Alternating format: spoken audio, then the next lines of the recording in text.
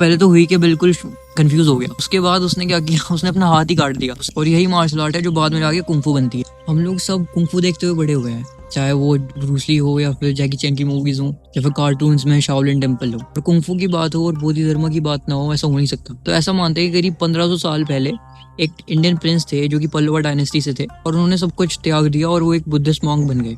और उन्होंने उस वक्त के जो बेस्ट गुरु थे, बुद्धिस्ट जो गुरु थे, उनके अंडर मेडिटेशन सीखी काफ़ी सालों तक। और फिर उसके बाद वो ईस्ट की तरफ ट्रेवल में निकल गए और फिर वो साउथ ईस्ट एशिया से होते हुए चाइना पहुंचे। फिर वहां जाके वो शाओलिन गए, और वहां जाके उन्होंने देखा कि जो बुद्धिस्ट मॉन्क्स हैं वो सही तरीके से बुद्धिज्म को फॉलो नहीं कर रहे हैं। और शाओलिन टेम्पल अभी थोड़ी टाइम पहले ही बना था।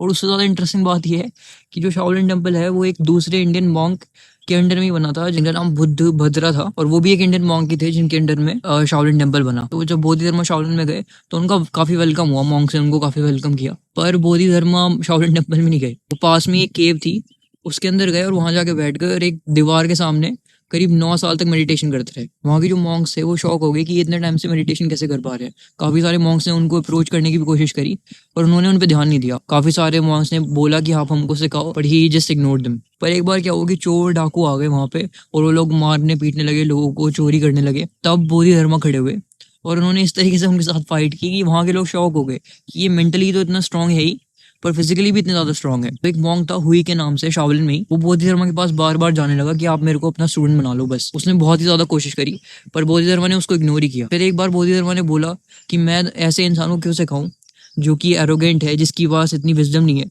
उससे इतनी हाई नॉलेज वेस्ट ही होगी। मैं तुमको तभी सिखाऊंगा जब आसमान से रेड स्नो गिरेगी। पहले तो हुई कि बिल्कुल कंफ्यूज हो गया। उसके बाद उसने क्या किया, उसने अपना हाथ ही काट दिया। उसने अपना हाथ काटा और जितनी भी स्नो थी उसे अपने ब्लड से, अपने खून से लाल कर दिया। और वो जो रेड स्नो थी उसको बोधि धर्मा के ऊपर डाला।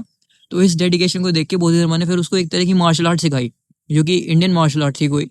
बट हम ये नहीं कह सकते कि वो कलरी पट्टू थी या सिलम्बम थी या कोई अदर इंडियन मार्शल आर्ट थी, क्योंकि ऐसा भी हो सकता है कि वो कोई ऐसी मार्शल आर्ट हो जो फिर बाद में इंडिया में बची ना हो, क्योंकि बहुत सारी मार्शल आर्ट धीरे धीरे फेड हो गई थी। और यही मार्शल आर्ट है जो बाद में जाके कुंफू बनती है। और ये जो शाओलिन टेम्पल है ये एक जैन बुद्धिज्म को फॉलो करता था, और ऐसा मानते हैं कि ये बोधि धर्मा ही थे जिन्होंने जैन बुद्धिज्म को वहां जाके स्टार्ट किया। उन्होंने ही उसको फॉलो कराना स्टार्ट किया था, तभी शाओलिन में मॉन्क्स ने उसको फॉलो करना स्टार्ट किया। पर अब हिस्ट्री की बात करते हैं। तो जो मैंने आपको ये स्टोरी सुनाई है, ये जो लार्जली इसका पार्ट है, ये काफी हद तक एक 400 साल पुरानी चाइनीज स्टोरी से लिया हुआ है, जो कि हिस्टोरियंस मानते हैं काफी ज्यादा एग्जैजरेटेड है। इसका मतलब ये नहीं है कि बोधि धर्मा की स्टोरी फॉल्स है, क्योंकि हमारे पास 1500 साल पुराने भी रिकॉर्ड्स हैं चाइनीज रिसोर्सेज जिनमें बोधि धर्मा के बारे में मेंशन्ड है। पर यही मेंशन्ड है कि उन्होंने जैन बुद्धिज्म वहां जाके सिखाया, और इसलिए वो इतने इंपॉर्टेंट है। ये भी लिखा हुआ है कि वो एक साउथ इंडियन प्रिंस थे जो कि चाइना आए इंडिया से, और उन्होंने करीब 9 साल तक मेडिटेशन की एक वॉल के सामने, जिसकी वजह से वो बहुत ज्यादा फेमस हो गए। पर ये वाली स्टोरी उन्होंने मार्शल आर्ट सिखाई, ये काफी हद तक बाद में ऐड हुई है कुंफू को थोड़ी इंपॉर्टेंस ज्यादा देने के लिए। पर इसका मतलब ये भी नहीं है कि कुंफू और बोधि धर्मा को कोई कनेक्शन नहीं है, क्योंकि हमको इतना तो पता है कि बोधि धर्मा ने वहां जाके मॉन्क्स को कुछ फिजिकल आर्ट सिखाई थी जो कि वो लोग पहले नहीं करते थे।